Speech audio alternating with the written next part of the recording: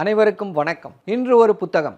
இன்று நாம் பார்க்கக்கூடிய அந்த புத்தகம் ஒரு சூப்பர் ஹிட் புத்தகம் என்று சொல்லலாம். கேப்சர்ட் மை இமேஜினேஷன் என்று சொல்வார்கள். அப்படிப்பட்ட ஒரு வாசகத்திற்கு சொந்தமான புத்தகம். பர்சனல் செல்ஃப் ஹெல்ப், ஒரு மோட்டிவேஷனல் புத்தகம். என்னதான் அது ஒரு நாவல் என்று சொன்னாலும் ஒரு நம்மை உந்துவதற்கு பயன்படக்கூடிய ஒரு புத்தகம் என்றே அதை சொல்லலாம். என்ன புத்தகம்னு பார்த்தீங்க அப்படின்னா, பாலோ கோயலோ உடைய தி ஆல்கெமிஸ்ட் என்று சொல்லக்கூடிய அந்த புத்தகம். இது பார்த்திங்கன்னா, இந்த புத்தகம் என்னென்னா ஒரு கிராஃபிக் நாவல். இது காமிக்ஸ் மாதிரி இருக்கும். ஆனால் இது முதல்ல காமிக்ஸாக இல்லாமல் அவர் ஒரு நாவலாகத்தான் இதை பதிப்பிட்டார். திரு பாலோ கோயலோ அவருடைய இந்த நாவல் ரொம்ப பிரசித்தி பெற்றது. உலகத்தில் இருக்கக்கூடிய எல்லாராலும் பாராட்டப்பட்டது. பலர் இந்த நாவலை படிச்சிருப்பீங்க, படித்து இதனால் பயன்பெற்றிருப்பீர்கள். இந்த புத்தகம் எதை பற்றி, இந்த நாவல் எதை பற்றி, இந்த கதை அம்சம் எதை பற்றி அப்படின்னு பார்த்தீங்கன்னா, சாண்டியாகோ என்று சொல்லக்கூடிய ஒரு ஆடு மேய்க்கும் சிறுவன், ஸ்பெயினில் இருக்கக்கூடிய ஒரு ஆடு மேய்க்கும் சிறுவனை பற்றிய கதை. அந்த ஆடு மேய்க்கும் சிறுவன் எப்படி தன்னுடைய கனவை நோக்கி பயணிக்கிறான், அந்த கனவை நோக்கி பயணிக்கும் பொழுது அவன் சந்தித்த சவால்கள் என்ன, அவன் பெற்ற அந்த படிப்புகள் என்ன அப்படின்னு போகுது இந்த கதை. இதில் எது சிறப்பம்சம்னு பார்த்தோம் அப்படின்னா, முக்கியமாக நம்முடைய we should follow our passion, pursue our dream என்று சொல்வார்கள். அதைத்தான் மையமாக வைத்திருக்கக்கூடியது இந்த புத்தகம். எதில் ஆரம்பிக்குதுன்னா, இந்த சிறுவன் ஒரு ஆடு மேய்க்கும் சிறுவன். டெய்லி அந்த ஸ்பெயினில் இருக்கக்கூடிய அண்டலூசியா என்ற அந்த ரீஜனில் இருக்கக்கூடிய மலைகளிலே ஆடுகளை மேய்த்து விட்டு தினமும் இரவு ஒரு சர்ச்சில் படுத்து தூங்குவார். அவருக்கு ஒரு கனவு வருகிறது. என்ன அப்படின்னா, ஒரு குழந்தை அவருடைய ஆடுகளை ஆடுகளோடு விளையாடி கொண்டிருக்கிறது. அந்த குழந்தை இவர்கிட்ட என்ன சொல்லுது அப்படின்னா, ஈஜிப்டில் இருக்கக்கூடிய பிரமிடுகள் கிட்ட போனீங்கன்னா அங்கே உனக்கு ஒரு புதையல் கிடைக்கும் அப்படின்னு, ஒரு ட்ரெஷர் கிடைக்குது அப்படின்னு சொல்கிறாரு. ஒரு 2 தடவை இதே கனவு வருது. இந்த கனவை அவர் அப்படியே விட்டுடுறாரு. சரி, ஏதோ சொல்கிறாங்க, நமக்கு எஜிப்ட் எங்கே இருக்குன்னு தெரியாது, பிரமிடுக்கு எப்படி போகணுன்னு தெரியாது, என்ன செய்வது அப்படின்னு சொல்லி யோசிக்கிறாரு. அப்போ ஒரு குறி சொல்லக்கூடிய ஒரு ஜிப்சி கிழவி, அந்த கிழவி என்ன சொல்கிறா, அவருடைய கையை பார்த்து நான் உனக்கு குறி சொல்கிறேன் அப்படின்றாங்க. அப்போ அந்த ஜிப்சியிடம் இந்த சிறுவன் அவருடைய கனவை பற்றி சொல்கிறான். கனவை பற்றி சொல்லும் பொழுது அந்த ஜிப்சி என்ன சொல்கிறா, அந்த கனவை நோக்கி நீ செல்ல வேண்டும், அந்த ட்ரெஷரை தேடி போகணும். நீ தேடி போனீன்னா அதில் கிடைக்கக்கூடிய அந்த ட்ரெஷர்லேருந்து 1லிருந்து 10% எனக்கு கொடுக்கணும், 10ல் 1 பங்கை எனக்கு கொடுக்க வேண்டும் அப்படின்னு சொல்கிறாங்க. உடனே இவர் கேட்குறாரு, எப்படி நான் எப்படி அங்கே போகிறது, அதையெல்லாம் நீ கண்டுபிடிக்கணும், அதையெல்லாம் என்னால் கண்டுபிடிக்க முடியாது, நீ போகலன்னா எனக்கு அந்த 10 பங்கு கிடைக்காது, 1ல் 10 பங்கு எனக்கு கிடைக்காது, ஆனால் நீ போகணும் அப்படின்றாங்க. ஸோ இவர் அந்த அந்த சிறுவன் அந்த ஜிப்சி கிழவி சொன்னதை மனதில் வைத்து கொண்டு போகிறாரு. போகிற வழியில் பலரை சந்திக்கிறார். அதில் ஒரு முதல்ல ஒரு வியாபாரியை சந்திக்கிறார். அவர் என்ன சொல்கிறாரு, ஆடுகளெல்லாம் விற்றுடு, ஆடுகளெல்லாம் விற்றுட்டு ஆஃப்ரிக்காவுக்கு போனீங்கன்னா நீ பிரமிட்ஸை பார்க்கலாம் அப்படின்றாரு. அவர் ஆடுகளை விற்றுடுறாரு. விற்று அந்த பணத்தை எடுத்துகிட்டு போகிறாரு. போகும்போது அந்த பணம் அவரிடமிருந்து கொள்ளையடிக்கப்படுகிறது. அப்புறம் ஒரு கிறிஸ்டல் மெர்ச்சன்ட் அவர்கிட்ட வேலை பார்க்குறாரு. வேலை பார்க்கும் பொழுது அவரும் பல விஷயங்களை சொல்கிறாரு. அப்போ ஒரு இங்கிலீஷ்காரரை மீட் பண்ணுறாரு. இங்கிலீஷ்காரர் என்ன சொல்கிறாரு, நீ நான் ஒரு ஆல்கெமிஸ்ட், அதாவது ரசவாதி, உலோகங்களை எல்லாம் தங்கமாக மாற்றக்கூடிய அந்த ரசவாதியை தேடி போயிட்டுருக்கேன், வா 2 பேரும் போகலாம் அப்படின்னு சொல்லி போகிறாங்க. அந்த ரசவாதியை மீட் பண்ணுறாங்க.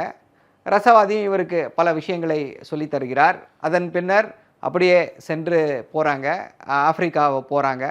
ஆஃப்ரிக்காவுக்கு போகிற வழியில் இவர் ஒரு ஃபாத்திமா என்ற ஒரு பெண்ணை பார்க்கிறார். அந்த பெண்ணை பார்த்து அந்த பெண்ணிடம் காதல் வயப்படுகிறார் அந்த சிறுவன். அப்புறம் அப்படியே போகிறாங்க. போய் பிரமிட்ஸ் கிட்ட போகிறாங்க. அப்போ ஒரு கொள்ளைக்காரன் இவரை சந்திக்கிறார். கொள்ளைக்காரன் சந்தித்தவுடன் கொள்ளைக்காரன் சொல்கிறார், இங்கே போய் தேடி வந்திருக்கியே இந்த ட்ரெஷரை, இந்த புதையல் இங்கே இல்லை, எனக்கு தெரிஞ்சு அது ஒரு சர்ச்சில் இருக்குது, பாழடைஞ்ச ஒரு சர்ச் இருக்குது, அந்த சர்ச்சில் தான் அந்த புதையல் இருக்குது அப்படின்னு சொல்கிறாரு. அப்போ அந்த சிறுவனுக்கு உதைக்கிறது, ஆஹா இது நம்ம படுத்து தூங்கின சர்ச்சாச்சே, அதை விட்டால் அந்த ட்ரெஷர் அங்கே இருக்கும்போது அந்த ட்ரெஷரை தேடியா இவ்வளோ தூரம் வந்திருக்கோம் அப்படின்னு அவர் யோசிக்கிறார். ஸோ இது என்ன அப்படின்னா, அவர் ஒரு புதையலை தேடி போகிறார். எதை குறிக்கிறது, இது எதோடைய சிம்பல் அப்படின்னா, நம்முடைய ஜேர்னி, அதாவது நம்முடைய பயணம் தான் முக்கியம். இலக்கு முக்கியம் அல்ல. ஸோ அப்போ அவர் யோசித்து பார்க்கும்போது அவருடைய பயணம், அந்த சிறுவனுடைய பயணம் அவருக்கு எப்படிப்பட்ட அனுபவங்களை கொடுக்கிறது, அவரை எப்படி ஒரு தேர்ந்தெடுத்த ஆளாக மாற்றுகிறது, அந்த எக்ஸ்பீரியன்சஸ், அந்த அனுபவங்கள் அவரை எப்படி மாற்றுகிறது. இத்தனை பேரை பார்த்துருக்கோம், இத்தனை பேரை சந்தித்திருக்கிறோம் என்ற அந்த அனுபவம் அவரை எப்படி பக்குவப்படுத்துகிறது அப்படின்றது ஒரு முக்கியமான கருத்தாக இதில் பார்க்கப்படுகிறது. அதே போல் இன்னொரு விஷயம் என்ன, இந்த புத்தகம் ஃபுல்லாக என்ன வரும் அப்படின்னா, என்ன ஒரு தீம், சென்ட்ரல் தீம் என்ன வரும்னா, if you want something, if you desire something, the entire universe will conspire to get that for you. உங்களையும் தாண்டி ஒரு சக்தி இருக்கிறது. உங்களுக்கு என்ன வேண்டுமோ, நீங்கள் என்ன கனவு காண்கிறீர்களோ, உங்களுக்கு தேவையானதை தருவதற்கு இந்த உலகம், இந்த பிரபஞ்சம் தயாராக இருக்கிறது. What ever you want, the universe will conspire to get that to you. So இது ஒரு பாசிட்டிவ் ஆஸ்பெக்ட் இன் லைஃப். நீங்கள் எதை கண்டும் துவழ்ந்து விடக்கூடாது. இப்போ பார்த்தீங்க அப்படின்னா, இந்த புத்தகத்தில் அவர் அந்த சிறுவன் பல சங்கடங்களை சந்திக்கிறார். அவருக்கு தெரியாது பிரமிட் எங்கே இருக்குன்னு தெரியாது. ஆனால் அந்த ஆசை, அந்த கனவை பர்சியூ பண்ணுறாரு. ஸோ இன்னொரு விஷயம் என்ன சொல்கிறாங்க அப்படின்னா, உங்களுடைய இதயத்தை, உங்களுடைய ஆசையை விட்டு விடாதீர்கள். Pursue your heart.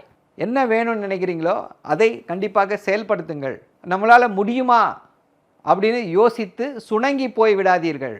முடியுமா என்ற அந்த கேள்வியே வரக்கூடாது. முடியும் என்று முயற்சி செய்து பாருங்கள், அப்போ எல்லா விஷயங்களும் உங்களுக்கு கிடைக்கும் அப்படின்னு சொல்லி, அதுதான் இந்த புத்தகத்துடைய ஒரு பேஸ் தீம். இந்த புத்தகத்தை பற்றி பேசணும் அப்படின்னா 10 நிமிடங்களோ 15 நிமிடங்களோ போதாது.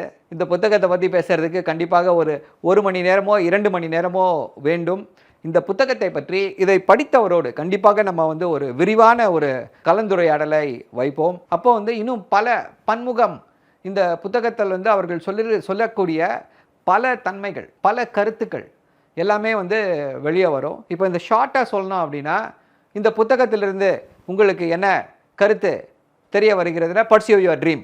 விடாமுயற்சியோடு உங்களுடைய கனவை நீங்கள் தொடருங்கள். கனவை தொடர்ந்தீர்கள் என்றால் கண்டிப்பாக அதில் வெற்றி கிடைக்கும். அதற்கு இந்த பிரபஞ்சம் உங்களுக்கு உறுதுணையாக இருக்கும். Positive thinking. அதோடு மட்டுமல்லாமல் இன்னொரு முக்கியமான இது என்ன அப்படின்னா, கருத்து என்னென்னா, ஓமன்ஸ். உங்களுக்கு எல்லாமே வழிகாட்டும். நீங்கள் போக போக இயற்கை உங்களுக்கு வழிகாட்டும் அப்படின்ற அந்த கருத்தையும் இதில் ரொம்ப தெளிவாக முன்வைத்திருக்கிறார் திரு பாலோ கோயலோ. பலர், அதாவது எத்தனையோ கோடிக்கணக்கானவர்கள் இந்த புத்தகத்தை படித்து பலன் பெற்றிருக்கிறார்கள். நீங்கள் கண்டிப்பாக படிக்க வேண்டிய புத்தகம் அப்படின்னு சொல்லி ஏதாவது ஒரு புத்தகம் இருக்குது அப்படின்னா கண்டிப்பாக இந்த புத்தகத்தை சொல்லலாம். பால் கோயலோவோட அந்த தி ஆல்கெமிஸ்ட் என்ற அந்த புத்தகத்தை நீங்கள் கண்டிப்பாக படிக்க வேண்டும். ரொம்ப சிம்பிள் லாங்குவேஜில் இருக்கும், ஒன்றும் காம்ப்ளெக்ஸ் லாங்குவேஜில் இருக்காது. ஐ திங்க் தமிழ்லையும் இதோடைய மொழியாக்கம் இருக்குதுன்னு நினைக்கிறேன். இல்லைனாலும் ஒரு சிம்பிள் இங்கிலீஷில் தான் இருக்குது. கண்டிப்பாக உங்களால் இதை படிக்க முடியும். ஸோ என்னுடைய எக்ஸ்பீரியன்ஸில் ஒரு புத்தகத்தை நான் சொல்கிறேன், நீங்கள் இதை கண்டிப்பாக படிக்கணும் அப்படின்னா கண்டிப்பாக இந்த புத்தகம் அந்த லிஸ்ட்டில் வரும். பாருங்கள், படியுங்கள், பயன்பெறுங்கள். நன்றி, வணக்கம்.